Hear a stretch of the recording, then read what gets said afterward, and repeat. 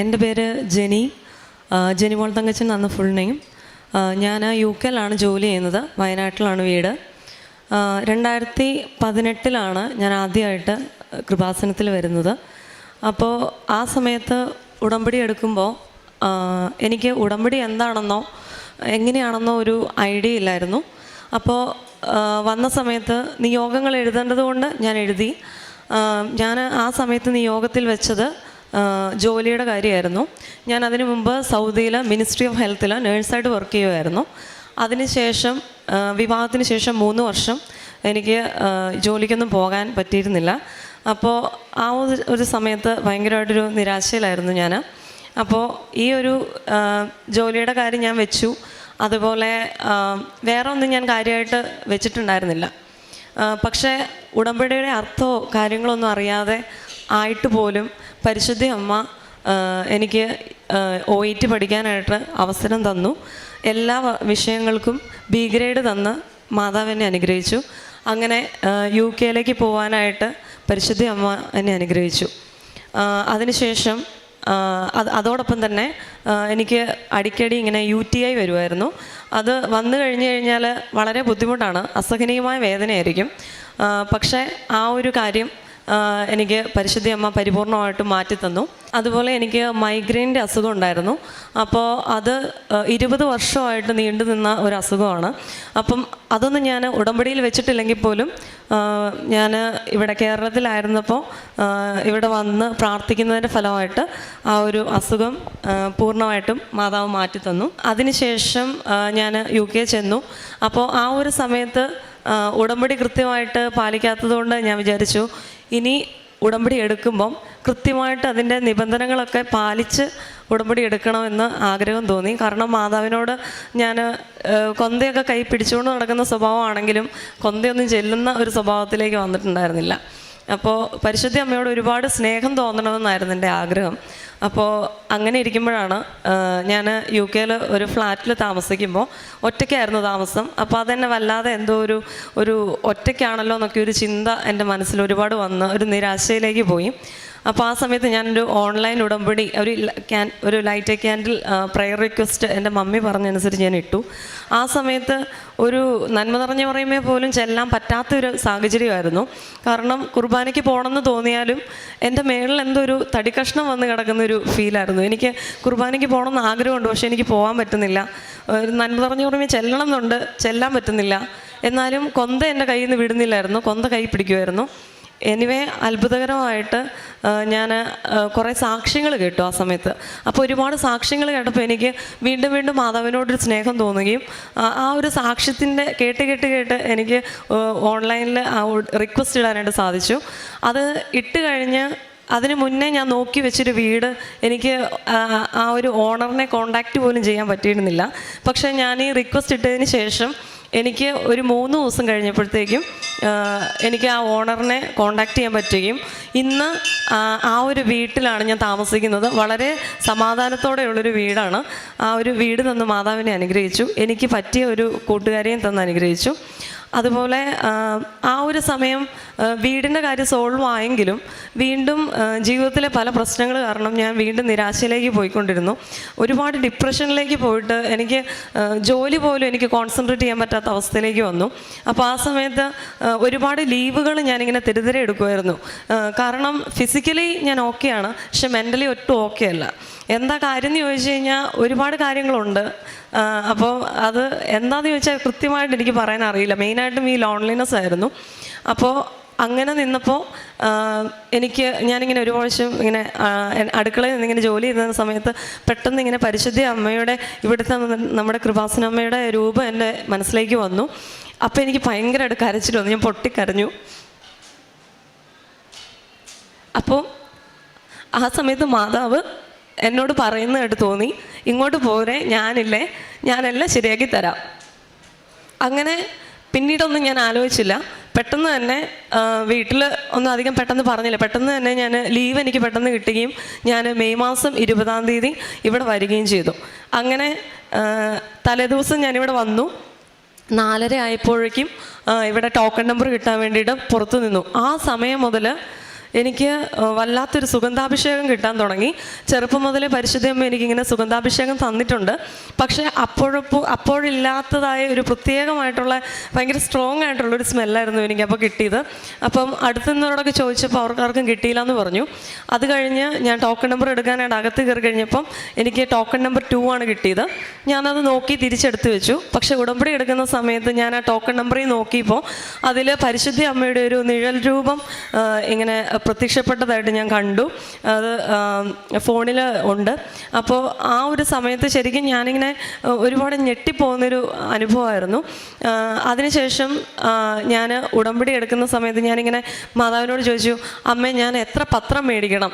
കാരണം ഞാനിപ്പോൾ പോയാൽ ഇപ്പോൾ ഉടനെ ഒന്നും തിരിച്ചു വരത്തില്ലല്ലോ. അപ്പോൾ എൻ്റെ മനസ്സിൽ 16 തോന്നിച്ചു. അങ്ങനെ പത്രത്തിൻ്റെ കൗണ്ടറിൽ പോയി. അവിടുന്ന് എനിക്ക് 14 പറയണ തോന്നിയത്. അങ്ങനെ 14 കെട്ട് പത്രം, ഇംഗ്ലീഷ് പത്രം മേടിച്ചു. 2 മലയാളം പത്രവും അത് ബാക്കിയുള്ള ഇംഗ്ലീഷ് പത്രവും മേടിച്ച് ഞാൻ വരുന്ന വഴിക്ക് ഒരു ആളിൻ്റെ അടുത്ത് നിൽപ്പുണ്ട്. അപ്പോൾ അവരോട് പത്രം മേടിച്ചോ എന്ന് എന്നോട് ചോദിക്കാനായിട്ട് തോന്നുക. അപ്പം ഞാൻ അവരോട് ചോദിച്ചത്, നിങ്ങൾ പത്രം മേടിച്ചോ എന്ന് ചോദിച്ചപ്പോൾ ഇല്ലെന്ന് പറഞ്ഞു. അവർക്ക് 100 രൂപ കൊടുക്കാൻ എന്നോട് പറഞ്ഞു. ഞാൻ 100 രൂപ കൊടുത്തു. മനസ്സിൽ തോന്നി കൊടുത്തു. അപ്പോൾ ഞാൻ പറഞ്ഞ ആ കണക്ക് കറക്റ്റായി. 16 പത്രം ടോട്ടൽ. അപ്പോൾ ആ സമയത്ത് മാതാവ് കാണിച്ച പോലെ തന്നെ മേടിച്ചു. അത് കഴിഞ്ഞ് ഞാൻ ഉടമ്പടി എടുത്ത് അന്നേ ദിവസം എൻ്റെ അനിയത്തിക്ക് പോസ്റ്റ് പാർട്ടം ഡിപ്രഷനായിരുന്നു. അതായത് കുട്ടി ഉണ്ടായിക്കഴിഞ്ഞ് കുറച്ച് നാളത്തേക്ക് ഉണ്ടാകുന്നൊരു വിഷമവും നിരാശയൊക്കെ ഉണ്ട്. അപ്പോൾ അവൾ അതിലൂടെ കടന്നു പോകുമായിരുന്നു. അതുപോലെ തന്നെ ബ്രസ്റ്റ് എൻഗോർജ്മെൻ്റ് ഉണ്ടായിരുന്നു. പാല് ബ്രസ്റ്റിൽ കെട്ടിക്കിടന്നിട്ട് ഇൻഫെക്ഷൻ ആകുന്ന അവസ്ഥയുണ്ടായിരുന്നു.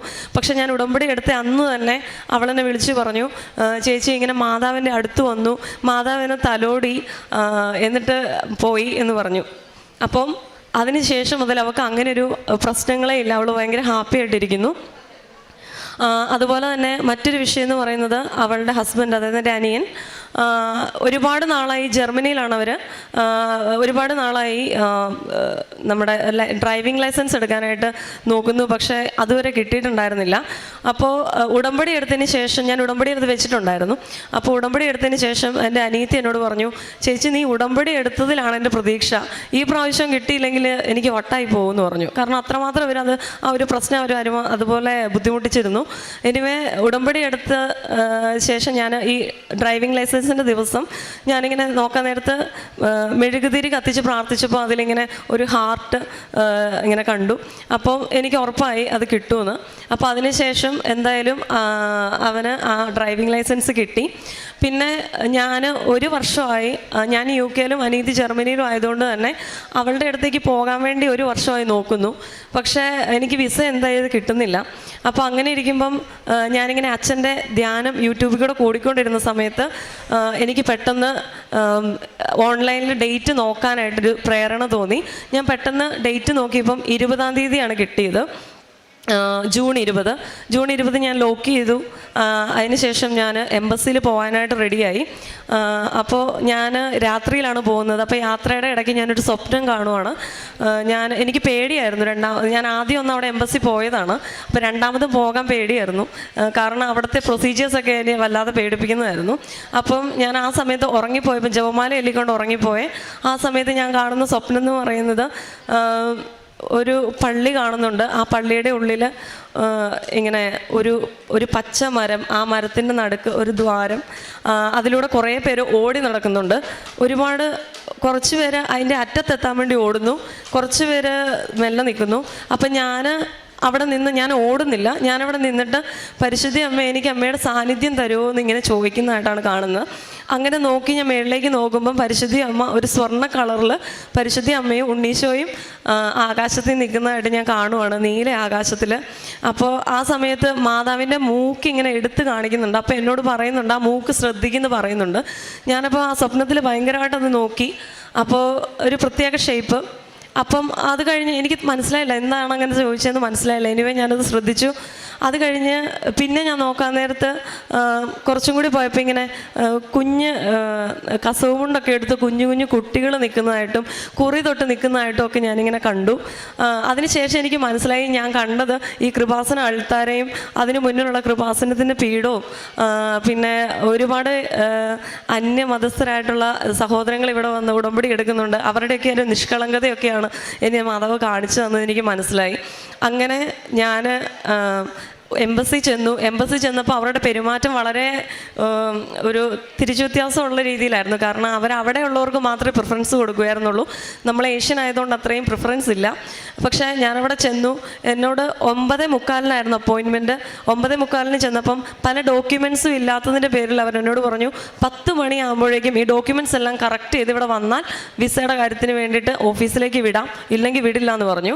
അപ്പം ഞാൻ നോക്കുമ്പോൾ 15 മിനിറ്റേ ഉള്ളൂ. ഇതിൻ്റെ ഇടയ്ക്ക് എനിക്ക് ടിക്കറ്റ് എടുക്കണം, ഇൻഷുറൻസ് പേപ്പർ ശരിയാക്കണം. ഇതെല്ലാം കൂടി 15 മിനിറ്റ് കൊണ്ട് എന്തായാലും നടക്കില്ലെന്ന് നമുക്ക് എല്ലാവർക്കും അറിയാമല്ലോ. അപ്പോൾ ആ സമയത്ത് ഞാൻ പറഞ്ഞു, മാതാവ് ഇനി എന്ത് ചെയ്യും? അപ്പോഴത്തേക്കും പക്ഷേ പരിസ്ഥിതി നമ്മുടെ കാശ് രൂപ എൻ്റെ കയ്യിലുണ്ടായിരുന്നു. അപ്പം തന്നെ മാതാവിനോട് പറഞ്ഞു, 15 മിനിറ്റ് ഇല്ലേ, അതുണ്ടല്ലോ, അതിൽ ചെയ്യാൻ പറ്റുന്നത് ചെയ്യാൻ പറഞ്ഞു. ഞാൻ ഉടനെ തന്നെ പോയി. അതിന് മുന്നേ തന്നെ മാതാവ് എന്നെ ഫോട്ടോസ്റ്റാറ്റിൻ്റെ കടയെല്ലാം കാണിച്ചു തന്നിട്ടുണ്ടായിരുന്നു. ഞാൻ വേഗം അവിടെ പോയി. എനിക്ക് പരിചയമില്ലാത്തവരാണ്. ആ സമയത്ത് പൈസ പോലും കൊടുക്കാൻ ഞാൻ പറ്റിയില്ല. ഞാൻ പറഞ്ഞു വന്നിട്ട് തരാം, അവരൊന്നും പറഞ്ഞില്ല. വേഗം ചെന്ന് കറക്റ്റ് 10 മണിക്ക്, 1 മിനിറ്റ് കുറവുമില്ല 1 മിനിറ്റ് കൂടുതലുമില്ല, കറക്റ്റ് 10 മണിക്ക് എന്നെ അവരുടെ മുമ്പിൽ മാതാവ് ഹാജരാക്കി. അവിടെ ചെന്ന് അവർ എൻ്റെ ഡോക്യുമെൻറ്റ്സൊക്കെ മേടിച്ചു. അവിടെ ഏറ്റവും ഷൗട്ട് ചെയ്യുന്ന ഒരു ഓഫീസറിൻ്റെ അടുത്തേക്ക് അവരെന്നെ വിട്ടു. അപ്പോൾ ഞാൻ പോലും പ്രതീക്ഷിക്കാത്ത രീതിയിൽ ആ ഷൗട്ട് ചെയ്യുന്ന ഓഫീസർ വന്ന് എന്നെ വിട്ടയാളുടെ അടുത്ത് നിന്ന് എന്തോ കാരണം കൊണ്ട് ഷൗട്ട് ചെയ്യുന്നതായിട്ടും അയാൾ വളരെ വേദനിച്ച് വേറെ റൂമിലേക്ക് കയറുന്നതായിട്ടും ഞാൻ കണ്ടു. അതിനുശേഷം എന്നെ വേറൊരു ഓഫീസറിൻ്റെ അടുത്തേക്ക് വിട്ടു. അവിടെ ചെന്ന് കഴിഞ്ഞപ്പോൾ അവിടെ ഒരു സ്ത്രീ ഇരിപ്പുണ്ട്. ആ സ്ത്രീ വിദേശ വനിതയാണ്. എന്നെ കണ്ടപ്പോഴേ അവർ എണീറ്റ് എന്നോട് എന്നെ ഇങ്ങനെ എണീറ്റ് തന്നെ പരിചയപ്പെടുത്തി. ഞാൻ ജർമ്മൻ എംബസിയിൽ നിന്നുള്ള ആളാണ്, എന്തെങ്കിലും ഞങ്ങളുടെ ഭാഗത്തുനിന്ന് എന്തെങ്കിലും കുഴപ്പങ്ങളുണ്ടായിരുന്നോ, ഞാനിവിടെ ഇതെല്ലാം സൂപ്പർവൈസ് ചെയ്യാൻ വേണ്ടി ഇന്ന് വന്നതാണെന്ന് പറഞ്ഞു. മൂക്ക് ഞാൻ നേരത്തെ നിങ്ങളോട് പറഞ്ഞതുപോലെ ഞാൻ സ്വപ്നത്തിൽ കണ്ട മാതാവിൻ്റെ ആ മൂക്കുള്ള സ്ത്രീയായിരുന്നു അത്. ഞാൻ ഞെട്ടിപ്പോയി. എനിക്കൊരുപാട് സന്തോഷം തോന്നി. അവരുള്ളത് കൊണ്ട് ആ ഓഫീസർ ഒരു കാര്യം പോലും ചോദിക്കാതെ എൻ്റെ എല്ലാ പേപ്പേഴ്സും ഞാനൊന്നും ചെയ്യാതെ അവർ തന്നെ എല്ലാം ചെയ്യേണ്ടി വന്നു. കാരണം ആ സ്ത്രീ ആ ഓഫീസറിൻ്റെ അടുത്ത് മാത്രമേ ഇരിക്കുന്നുള്ളൂ, വേറെ ആരുടെ അടുത്തും പോകുന്നില്ല. അപ്പോൾ അവരുള്ളത് കൊണ്ട് ഇവർ പേടിച്ച് എനിക്കെല്ലാം ചെയ്തു വന്നു. അപ്പം അതിനുശേഷം ഒരു പേപ്പർ സബ്മിറ്റ് ചെയ്യാനുള്ളത് എനിക്ക് പുറത്തുനിന്ന് ഫോട്ടോസ്റ്റാറ്റ് എടുക്കേണ്ടി വന്നു. ഞാനത് എടുത്ത് തിരിച്ചു വരുമ്പോൾ ഈ സ്ത്രീയെ ഞാൻ അവിടെ കാണുന്നില്ല. അതേപോലെ തന്നെ ഈ ഓഫീസറിന് എന്നോട് പറയുകയാണ്, എൻ്റെ ഇത്രയും നാളത്തെ എക്സ്പീരിയൻസിൽ ഇതുപോലെ പേപ്പേഴ്സ് എല്ലാം കൂടി ഞാൻ ശരിയാക്കി കൊടുത്ത ഒരു ക്ലയൻറ്റും ഇല്ല, അതുപോലെ ഇവിടെ ആരും അത് ചെയ്യാറുമില്ല, നിങ്ങൾക്ക് എന്തോ ഭയങ്കര ലക്കുണ്ടെന്ന് പറഞ്ഞു.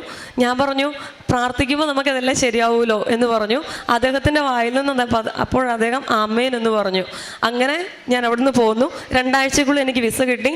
ജർമ്മനിക്ക് പോയി അനിയത്തിയും കുഞ്ഞിനെയും അനിയനെയൊക്കെ കാണാനുള്ള ഭാഗ്യം മാധവൻ എനിക്ക് തന്നു.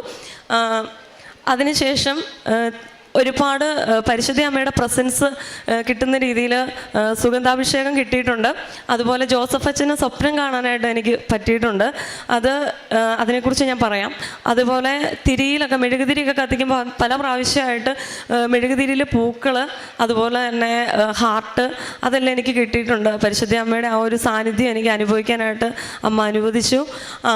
അതുപോലെ ഉടമ്പടി എടുത്ത് ഈ പ്രാവശ്യം മെയ് 20 ഞാൻ ഉടമ്പടി എടുക്കാനുള്ള റീസൺ, എനിക്ക് 7 വർഷമായിട്ട് എന്നെ ഒരുപാട് വിഷമിപ്പിക്കുന്ന ഒരു കാര്യം എൻ്റെ ജീവിതത്തിൽ ഉണ്ടായിട്ടുണ്ട്. അപ്പോൾ അതിനൊരു കൃത്യമായൊരു ഡിസിഷൻ എനിക്ക് എടുക്കാൻ പറ്റിയിരുന്നില്ല.